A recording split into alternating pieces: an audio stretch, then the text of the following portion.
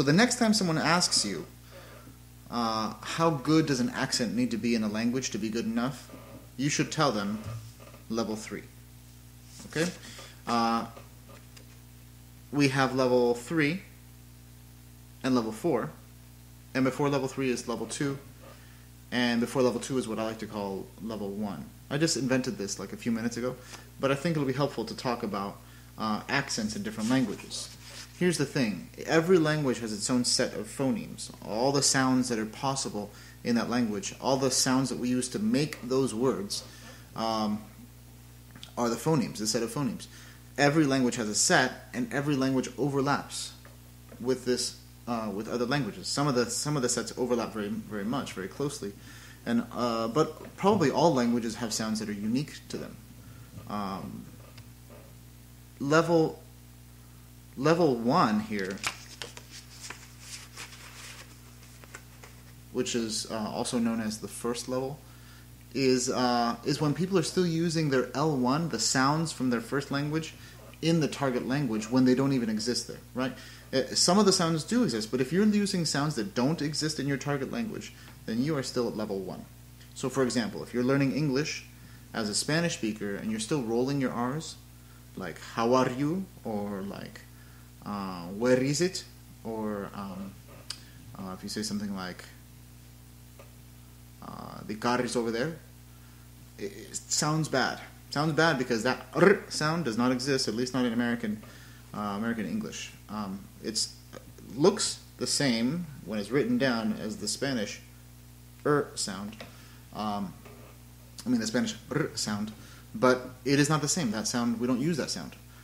This is probably one of the reasons why children speak better, pick up an accent better than people who can already read. Part of it has to do with the plasticity of the brain, but I think part of it is also that they're not letting their eyes trick them into thinking it is a sound that they already know. That they will use the sound, they'll make their mouth make the sound that they're hearing rather than approximating it with a different sound. If you can use all the sounds that appear in that target language, in the L2, then you are now at level 2. Level 2 is better than level 1. But it's still not quite good enough. Level 3 is really what we want to get to. Level 2, you are using the sounds of that language, but you're not using them all in the right place. Sometimes, using the wrong kind of sound just sounds a little bit weird. For example, when people say something like place or play, without the little puff of air that comes after the H, the play. They say play. Those sounds all exist in English. There's a p and an a and an e sound, play, but it doesn't come out quite right. It didn't make a new word. Play still sounds like play, but there's something in it that's not quite right.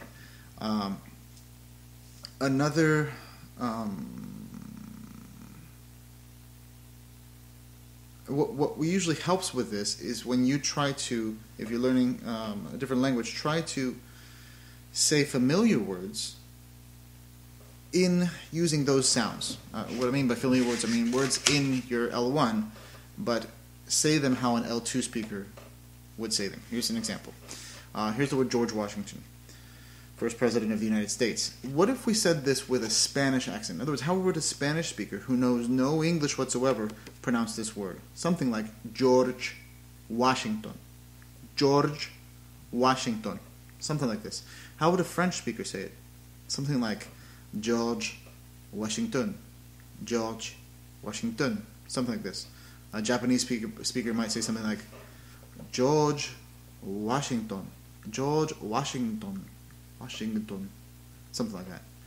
And a Russian would pronounce this George, right? It's totally different than our George. So if you try to picture those sounds coming from sort of superimposed on a word that is already English, that might help you to form those sounds when you're speaking in that language. In other words, if you can say George Washington, then you could probably have no trouble saying the word, the phrase premier président. Le premier président s'appelait George Washington. Or in Spanish, it would be primer presidente. You wouldn't want to say primer because you're already thinking George Washington, el primer presidente, this kind of thing. Just a tip. Sometimes, though, using the wrong sound will actually change the word. An example of this is the R and L from Japanese. Many Japanese people can't differentiate between the words correct and collect. They're two different words, two totally different meanings, never interchangeable in English. But because the R and the L sound are not a distinguishing pair in Japanese, it's hard for them to hear the difference between the two. And they might say correct instead of collect, or fright instead of flight.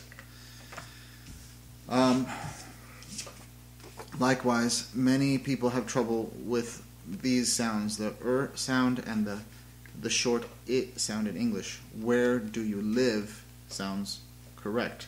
Where do you leave sounds wrong. In fact, leave is a different word. Leave is to go out. Salir in Spanish. Where do you leave does not sound, that's not level 3, right? That's not level 3.